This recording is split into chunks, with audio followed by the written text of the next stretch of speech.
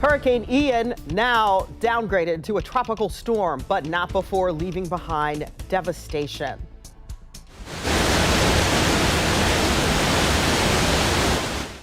Well, you can see there, these are some of the first videos of the damage in the daylight. You can see some of the water reaching the top of the homes there and tons of roadway damage there.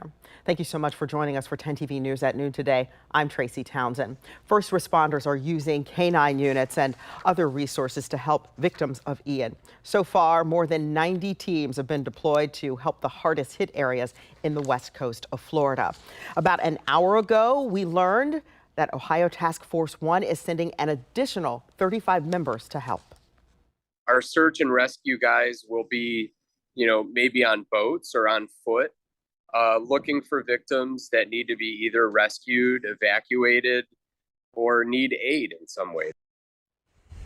So far, no word on which part of Florida they are going to be deployed, but 10 TV will be sure to update you on how all of the Ohioans who are there helping the progress of their efforts. CBS News reporter Christiane Benavides is in Orlando right now with this closer look at the damage Ian left behind.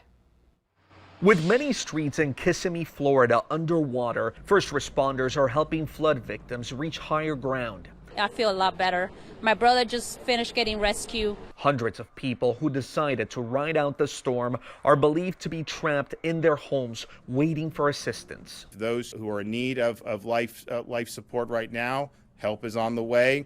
Hurricane Ian slammed ashore Wednesday afternoon along Florida's southwest coast, dealing a direct blow to Fort Myers. Winds hit 150 miles per hour and water quickly overwhelmed block after block.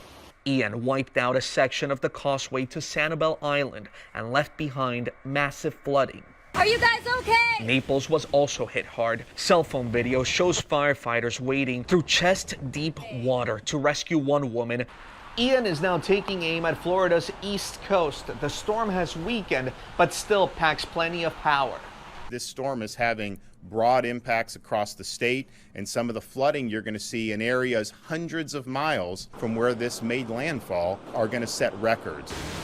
This was the scene in St. Augustine early this morning. The winds were whipping, heavy rain was falling, and conditions are expected to get worse as the day goes on. Daytona Beach is also bracing for flash floods and high winds before Ian heads out to sea again.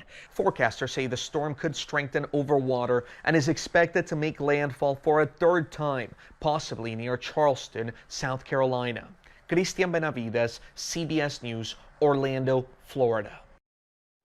I'm going to get right over to Doppler 10 meteorologist Ross Caruso, who has been tracking this since, in fact, 5 o'clock this morning when he told us that it was downgraded to a tropical storm. Are we close to relief for the Floridians? Yeah, Tracy, we're slowly but surely seeing what is now a strong tropical storm, Ian, moving off into the Atlantic coast. But here's the problem. It's moving back into the water, which you might think, well, is it going to immediately come back to the strength of a hurricane or a category 3, 4, or 5, whatever? It's not going to be like that, but it does look like this will be more favorable for the storm to continue its course. And as you can see, just the several hundred miles of rain bands there still piling up the rain from Daytona Beach up towards Jacksonville now. Fortunately, seeing some of that relief on the west Gulf Coast of Florida. But with the recent update that we have gotten in from Tropical Storm Ian, we are looking at max sustained winds now of 70 miles an hour. So it has picked up a little bit after being offshore for, a few hours, still only moving 9 miles an hour. It's expected to